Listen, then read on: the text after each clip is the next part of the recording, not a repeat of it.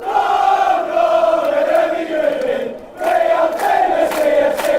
to Toffee Blue View, your source for all things Everton. Gerry, as always, David, Max. We're here. The gang's here. It's great. All right. Kind of a strange mood at the moment.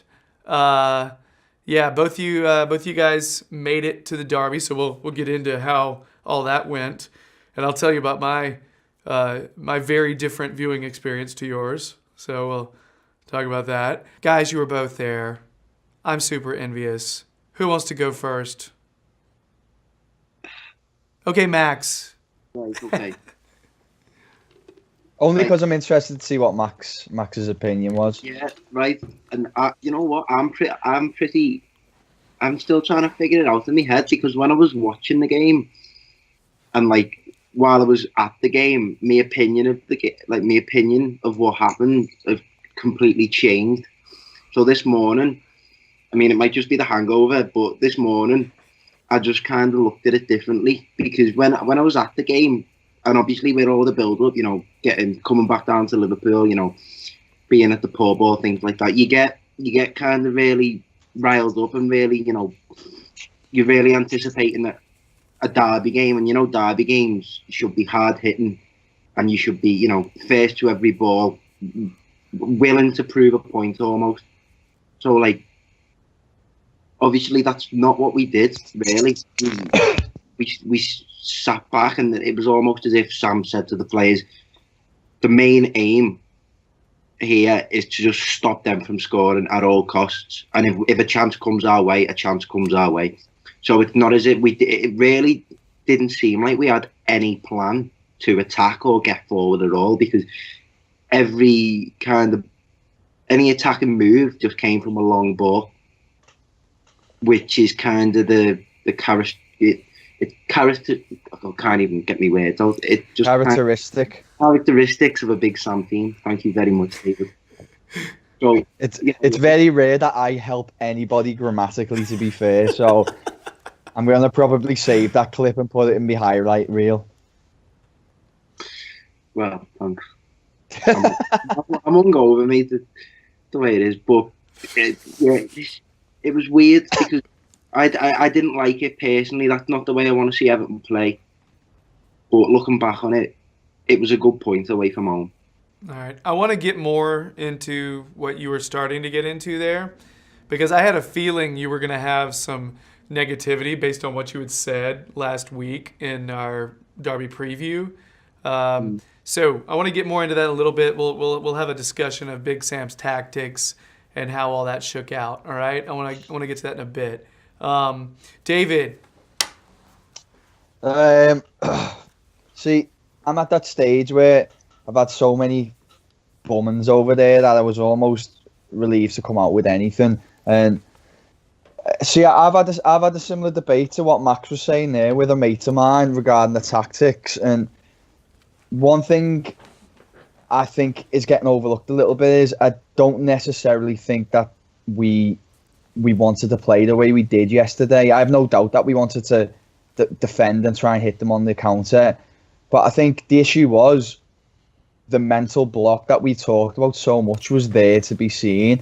The players looked petrified. You know, Davis really struggled in the game.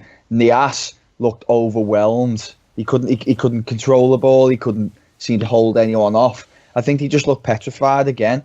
I think that was a big factor to how the game actually panned out. You know, everyone's been talking about the tactics, but I do think it was once again that mental block that kind of put in the performance that we did.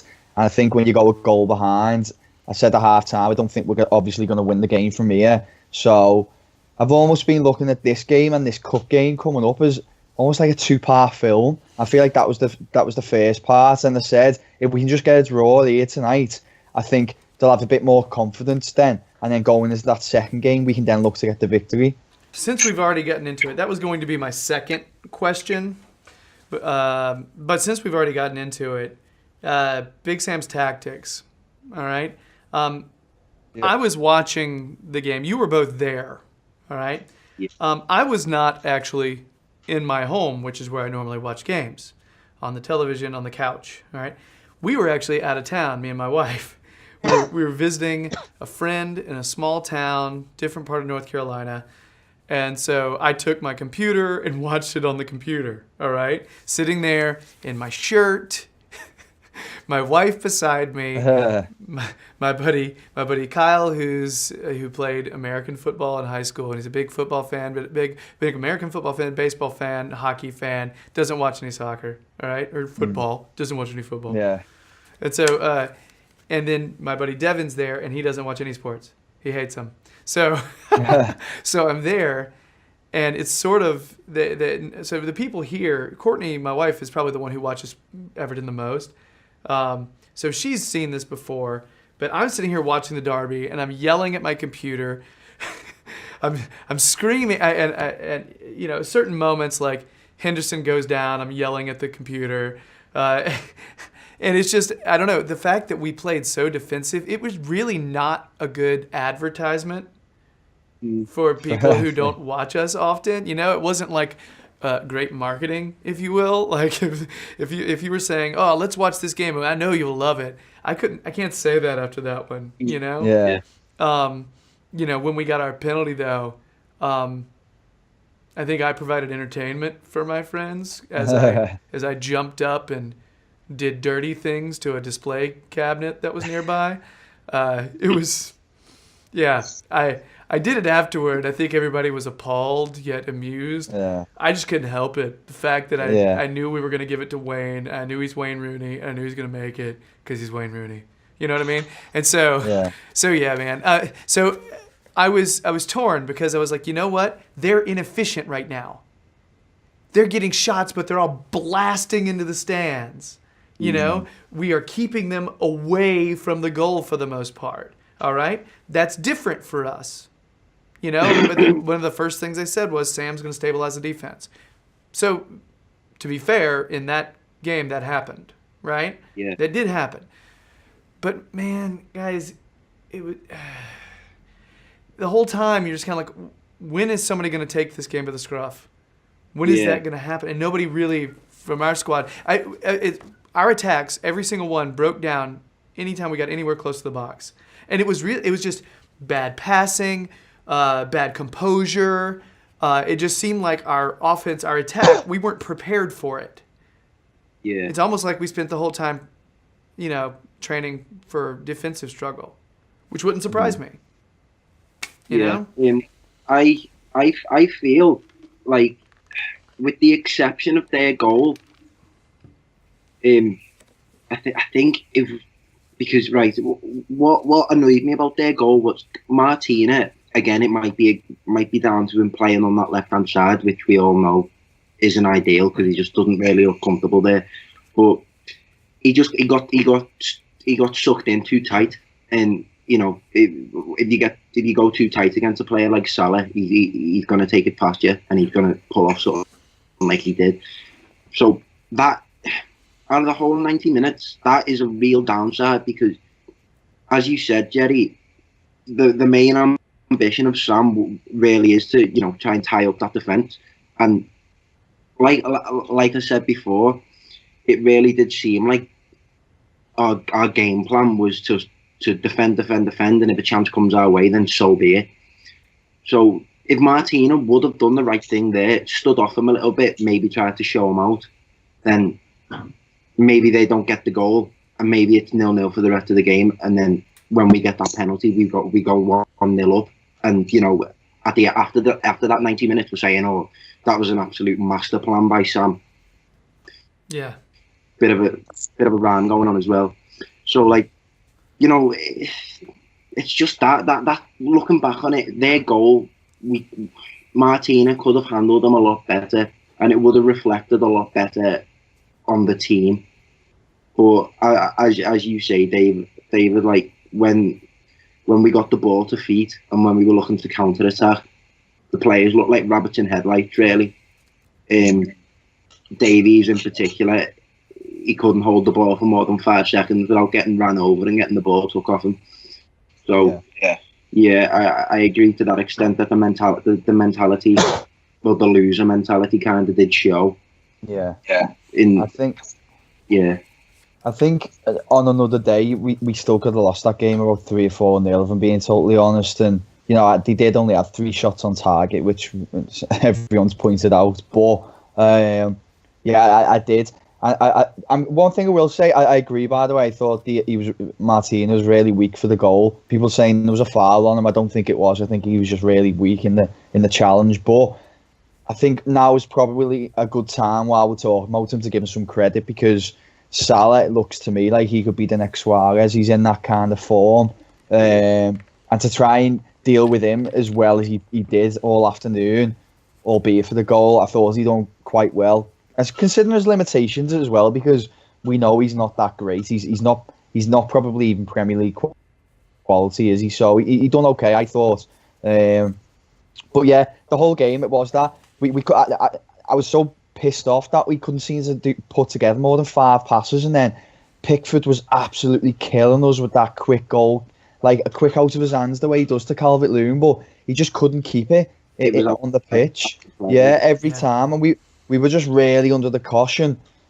Yeah, it was painful to watch, and you do think if that would have finished 1-0, how furious would we have been at how we played, but it didn't. The game plan worked. I think they'll take a lot of confidence out of that now going into that cup game, and I genuinely am confident that we might get something out of that now. I think we'll see a different Everton performance. It's strange because when I was watching that, I mean, it was frustrating. However, you know what? I took a lot of confidence from the fact that I was like, you know what? We're playing against one of the most potent offensive, like attacking squads in the league.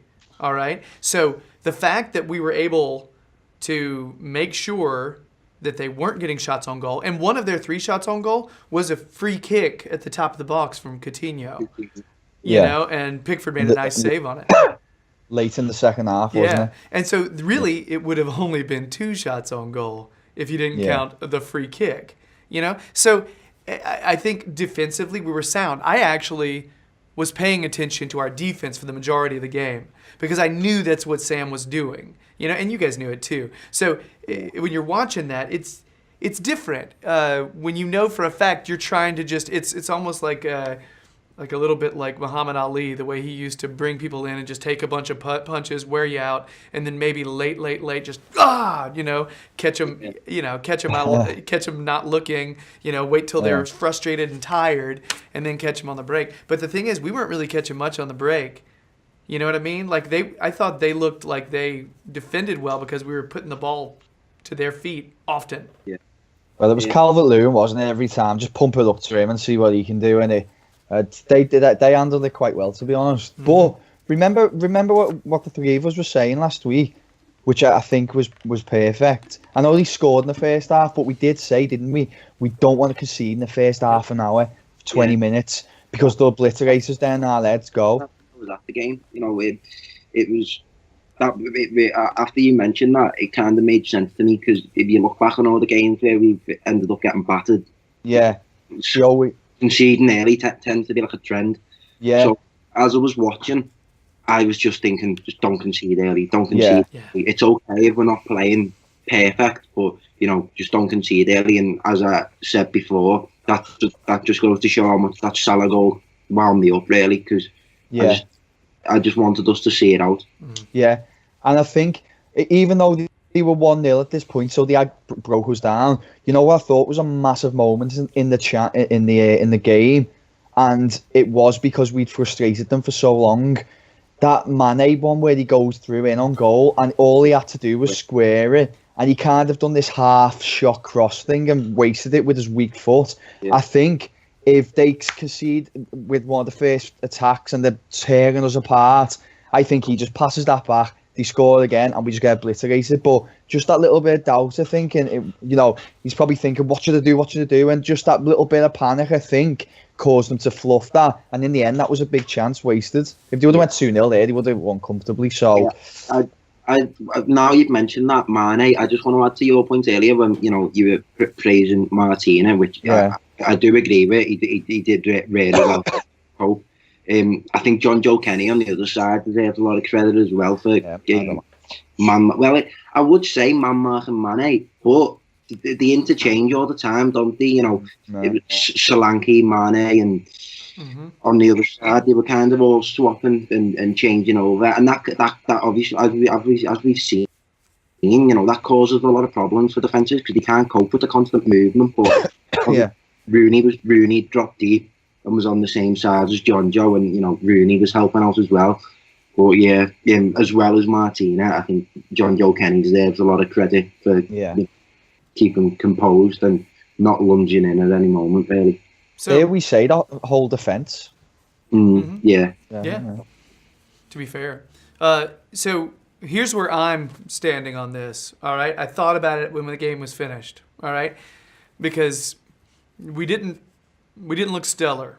You know, we didn't really have many chances on goal, and the fact that I hear a lot of people saying that was one of the most lopsided draws, you know, that I've seen. I mean, these are true things. They're true. However, we finished that match, and I wasn't pissed off. I wasn't angry. Now, I didn't go out and celebrate because we tied that one because we got 1 point. I didn't celebrate it. Frankly, it would have been weird. I would have had to drive 3 hours after celebrating. That's insane. But I didn't. But you know what? I wasn't. I felt good about life. I didn't feel too bad. So I don't think I mind a defensive game plan like that as bad as I thought I would.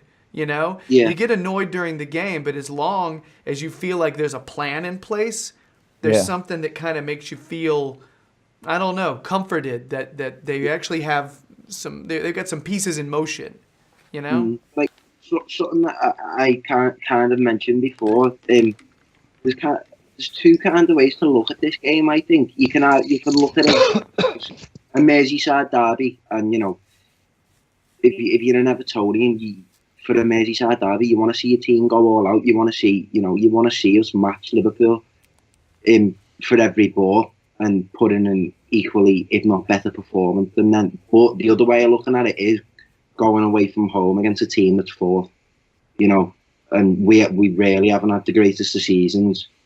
So I think that's kind of the way that's the way we kind of looked at it after the game. It's a good point.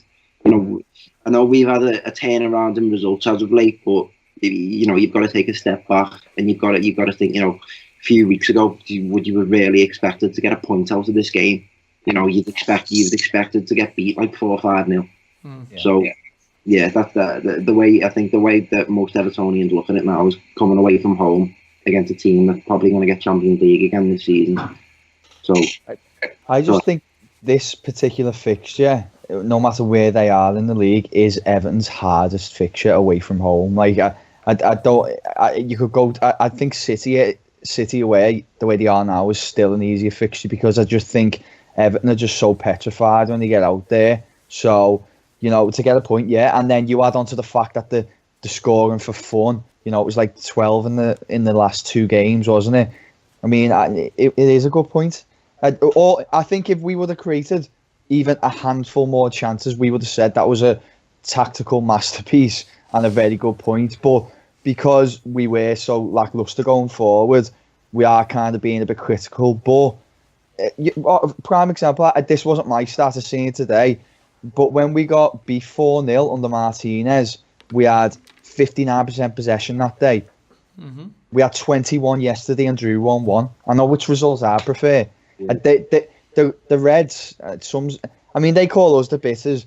They must be the most bitter fan base in the country because we could go on all day about it, but they've drew 1-1. They haven't even been beat, and you think the world had ended.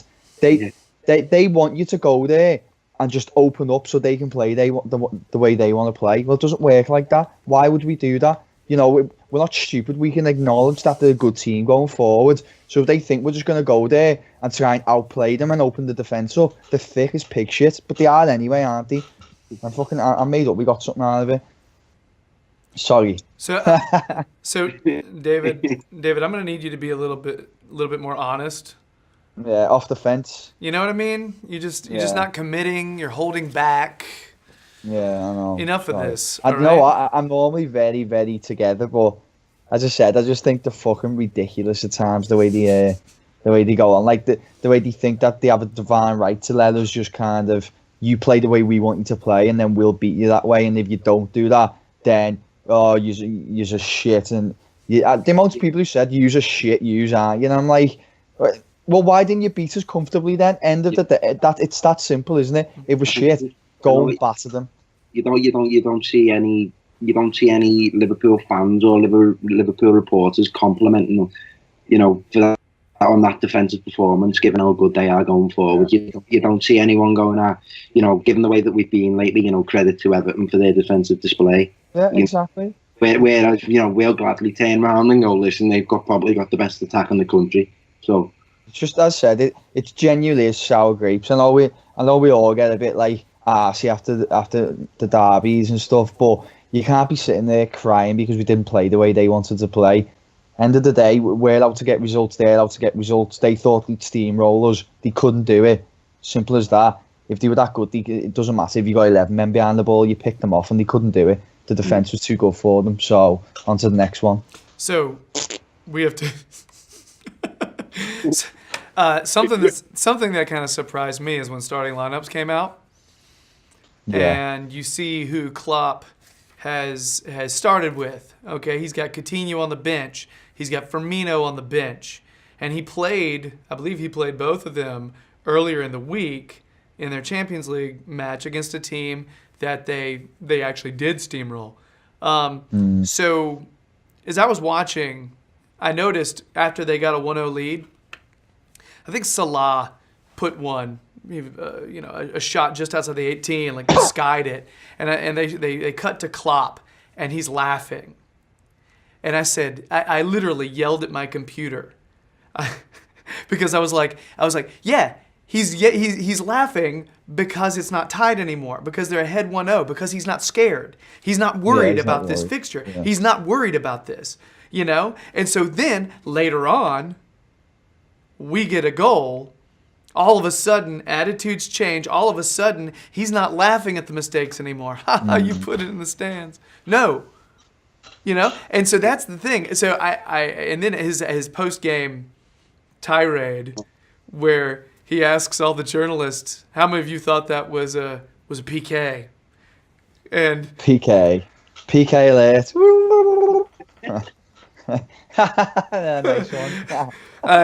So and apparently all the journalists raised their hands.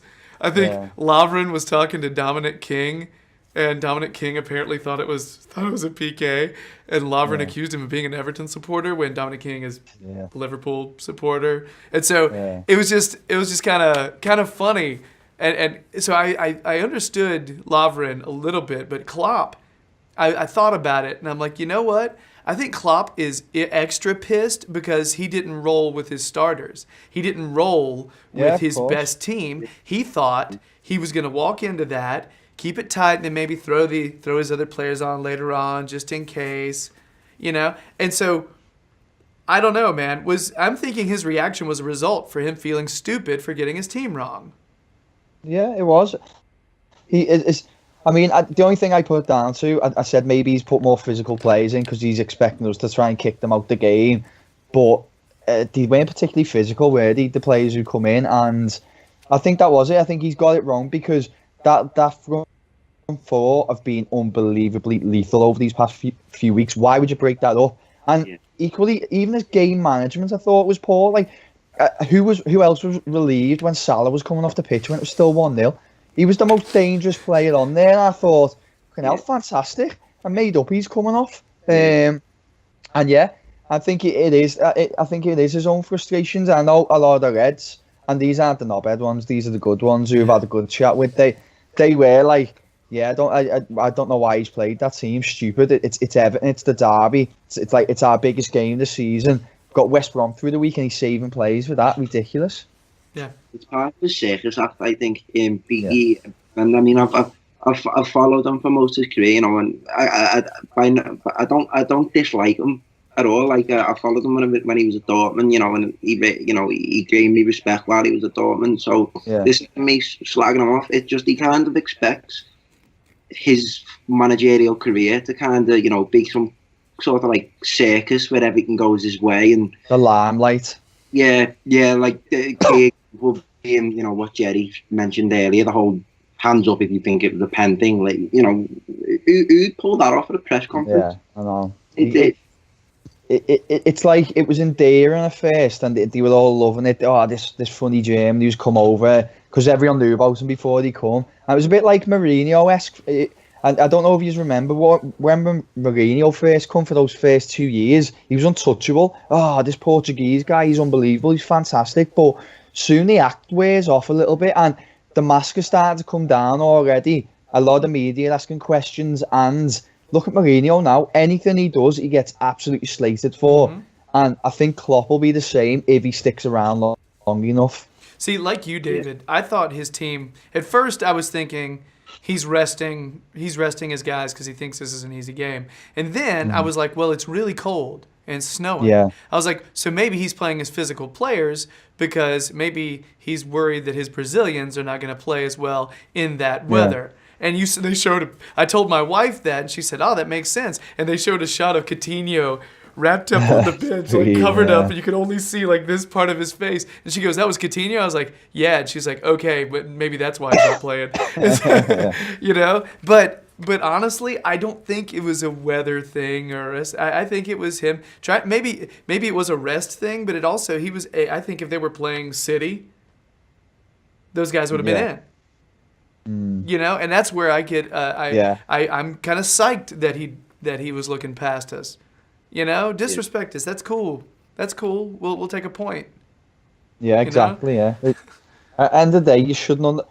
Everton's record has been poor there. We don't need to keep going on and on about it. We know it more than anyone. But end of the day, it's still a derby day. Mm-hmm. I don't know. Maybe for the outer towners, I don't know if they maybe see United as a bigger game because they're surrounded by maybe other United fans because they're probably two of the biggest supporter clubs in the country. But for the locals, they hate Everton. Even when they're shit, they still hate them. So that's their biggest game this season. And they're going to see that as they threw away 2 points. They could have, against a team that hasn't played well this year. Yeah. So, quick question before we wrap up. Is Big Sam in Klopp's head? I think he is, yeah. Yeah, I'd say so. Particularly in the complete contrast, the way both of them were after the game. I loved it. When Sam got the microphone in his face, was there a penalty? Of course it was. Yeah. No, I haven't seen it yet, and I'm not sure. I'll have to look back on it. Of course it was. Yeah. I have to say, his press conferences have been blob. Yeah, it's been good. Yeah, the same stuff that I used to maybe kind of find annoying and obnoxious when he was the manager of other teams. Now I'm sitting there like, yeah, that's what you say. That's right, So yeah. I don't know. I will say I think I feel safer than I did before. Maybe that's the best way to say it. Somebody's actively putting plans together. They're being pragmatic. So yeah, and I think it's been pointed out Sammy Lee did celebrate, so that's a thing that happened. Yeah, he did. Yeah. So well, I don't know if we're moving on, but just quickly, everyone's opinion on the penalty. I think it was soft, but it was a penalty. It was a penalty. You can't. We're talking about it. If he's trying to put pressure on, put your hands out. Yeah, the way everybody does. Yeah.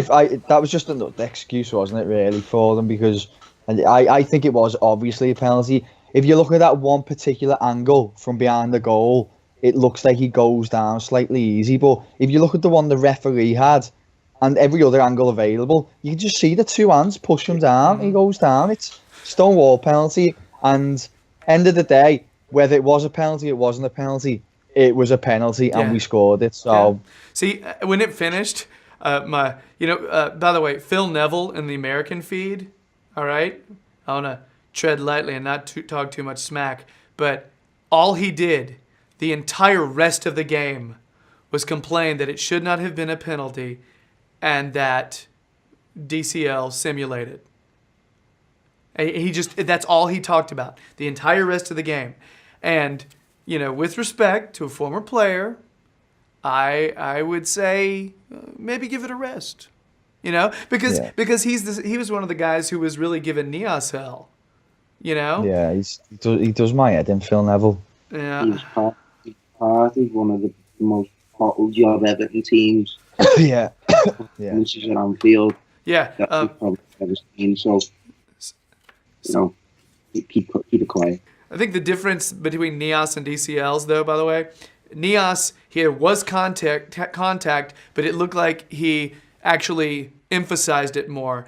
DCL looked like there was contact and he fell, losing his balance naturally. So have we given this enough time, guys? Our reaction, which is kind of a, that was okay. That was all right, right? Anyway, all right. If you're digging, if you're digging the videos, please subscribe. Our numbers continue to climb, and it's nice. All right. Comment. Tell us what you thought of the derby. Tell us what you thought of whether or not it was a penalty, PK, penno, whatever you call it in your hood. All right. Also, tell us what you think about the conflict between Big Sam's tactics versus the actual watchability of the game. I think it's a pretty good conversation, to be honest. So like, subscribe, comment, check out David's writing on the Toffee Blues website on the Sportsman, Max's writing on the Toffee Blues website, and that's all we got. We're going to do more stuff, all right? Bye.